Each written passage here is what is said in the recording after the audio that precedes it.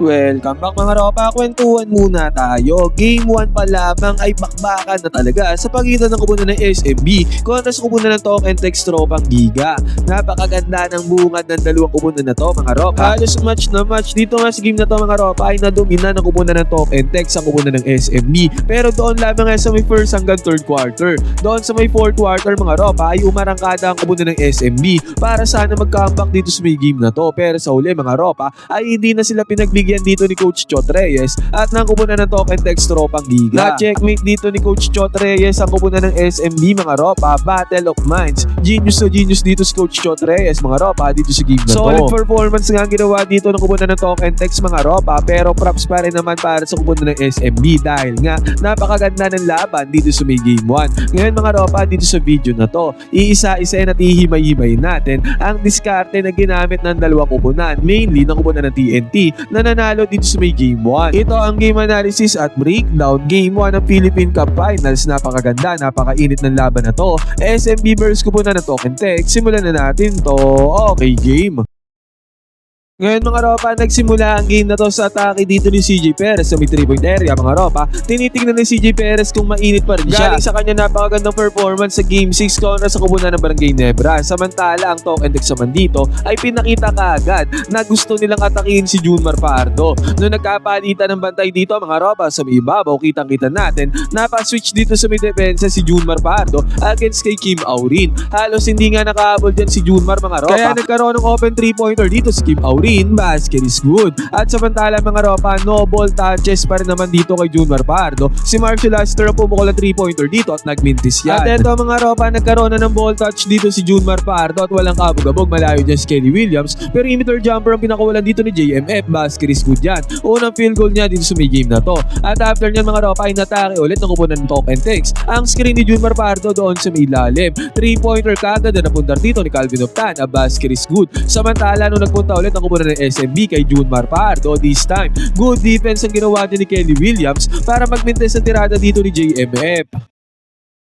Sa may transition naman mga ropa, sumubok ulit si Kim Aurin dito pero nagmintis na yan. At natrack dito ni Junmar Pardo ang depensa ng kupunan ng Talk and Text. At kitang-kita natin na open si Motaw Tua dito sa may right side court 3-pointer. Good pass by Junmar Pardo, pasok ang 3-pointer dito ni Motaw Tua. Samantala ang kupunan naman Talk and Text mga ropa ay naatake talaga si Junmar Pardo dito. Napakagandang balasa ng bola mga ropa, one shot fake ni Calvin Optan na nagmintis yan. Pero buti na lang nandoon si Kelly Williams sa offensive rebound. Yan ang naging susi ng kupunan ng Talk and Text din dito sa game na to. Yung sipag nila mga ropa, gutom na gutom sila dito sa laro na to. At grabe naman si Simon Enciso dito mga ropa, step back 3-pointer. Ang pinakawalan mga ropa at pumasok yan para kay Simon Enciso. Nakapulot ng bola dito si JMF. Another perimeter jumper na naman ang kanya binanatan. Pangalawang field goal niya dito sa may game na to. Pero si Simon Enciso mga ropa, again, wala nang play to. Step back 3-pointer ang pinakawalan.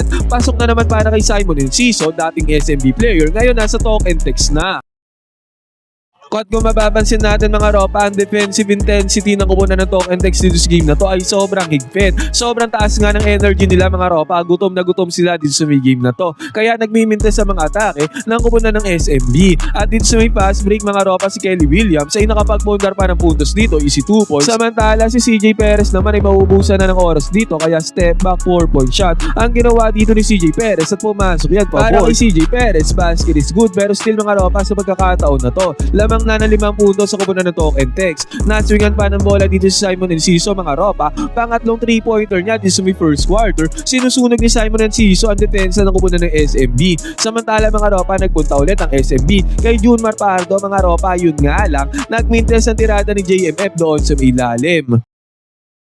At dahil sa Mindesen mga ropa ay nagkaroon ng pick and roll gameplay dito si Rey Batak at Galinato. Nagkaroon ng easy 2 points si Galinato doon sa may ilalim. At after nyan mga ropa, sa possession dito ng kupunan ng SMB, nagmintes sila dito mga ropa, nakakuha naman ng second chance points dyan. Itong si Junmar Pardo. Pero si Calvin Optana mga ropa, wala ng play to, one-on-one lang isolation. Ginawa dito ni Calvin Optana. Pinanis ang depensa dito ni Don Troliano. Napakaganda pasa naman papunta kay Ronnie Bronjal doon sa may ilalim, doon sa may paint. Easy 2 points yan mga ropa. Samantalang nag-attempt ng mid finish jumper dito si Ray ng Batak. Again mga ropa, parang pasa lang yan kay Henry Galinato. Easy 2 points ulit na nagawa dyan ni Galinato galing kay Ray ng Batak. Dahil sa pagiging dominante ng Token Text sa may first quarter mga ropa, 29-20 na tao sa first, lamang na 9 points sa kupunan ng TNT. At pagbubukas sa second quarter mga ropa, Ray ng Batak ulit na nagmando ng bola dito. Again mga ropa, nagkaroon na naman siya ng assist kay Galinato. Pangatlong assist ni Ray ng Batak papunta kay Galinato. Samantala nagkaroon naman ng open lane dito si Mo Tautua at mas ang ibabaw din ang opensa ni Mo Tautua sa 1-on-1 defense na kupunan ng Token Text. At agad mga ropa, nung nagmando ng bola dito si Ray ng Batak, ganun ulit.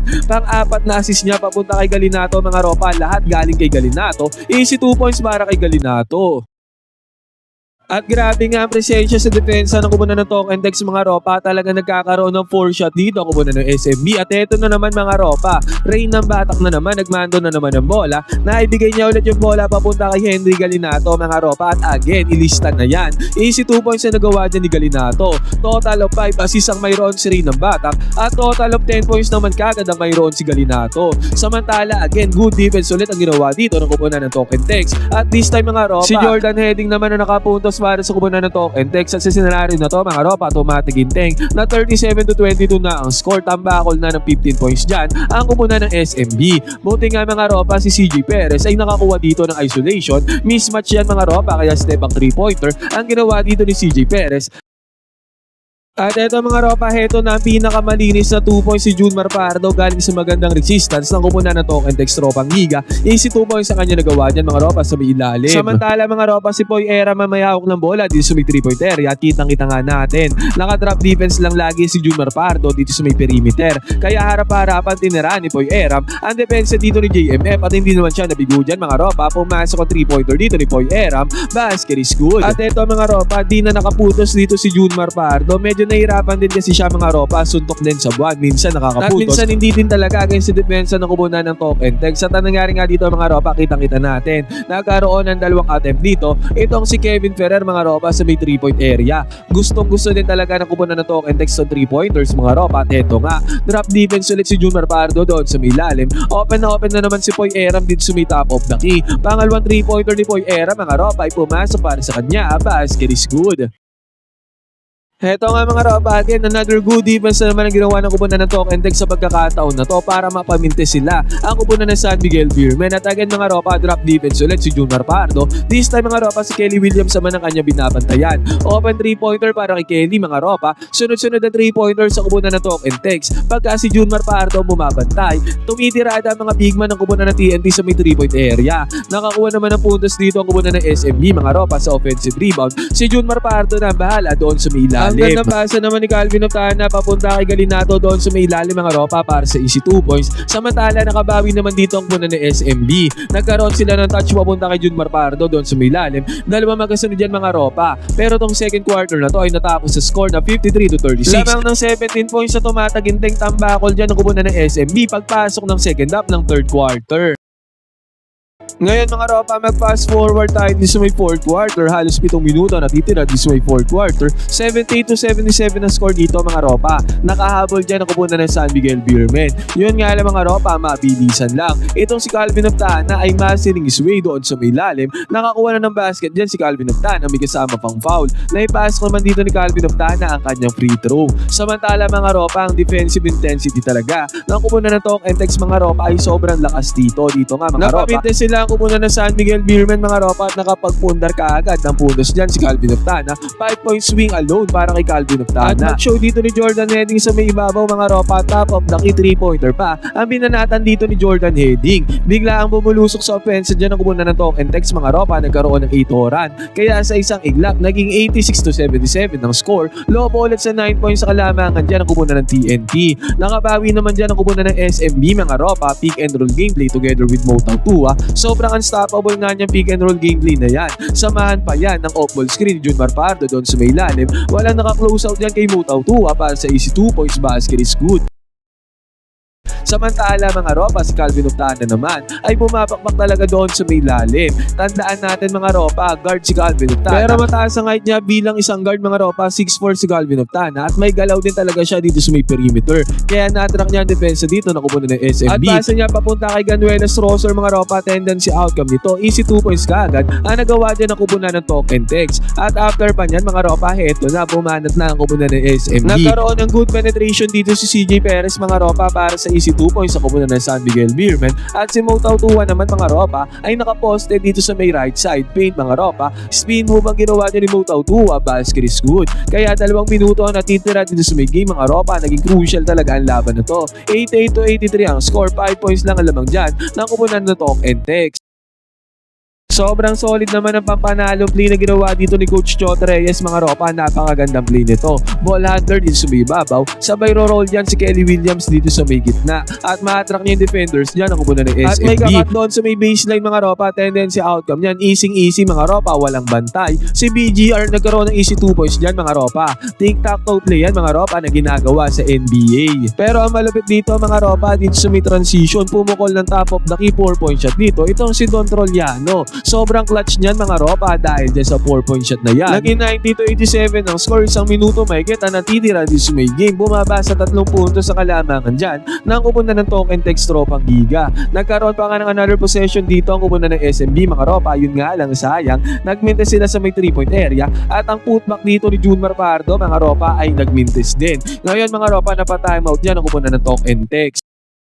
At after ng timeout mga ropa, ganoon ulit ang sinet-up nilang play. Nagpunta na naman si Kelly Williams yung sumigit na. Natrack niya na naman ang defenders dito ng kupunan ng SMB. At cut ulit to the baseline mga ropa, tendency outcome nito. Another easy 2 points na naman ang nagawa dito ni Brandon Ganuelas Roser. Sobrang lupit ng play na to ng kupunan ng talk and text mga ropa na dinedesign ni Coach Chot Reyes para sa kupunan ng TNT. Kaya naging 92 to 87 ang score dito mga ropa, 5 puntos ulit ang kalamangan dito ng kupunan ng talk and text. At nagkaroon ng 3-point attempt dito si CJ Perez mga ropa, pero nagmintis yan at nakakuha na steal dito ang kupunan ng SMB mga ropa. At sa steal na yan si Jericho Cruz ang nakapagpundar ng 2 points, basket is good. Kaya napa-timeout yan si Coach Chot Reyes mga ropa at after ng timeout nakakuha ulit ng steal dito ang kupunan ng SMB.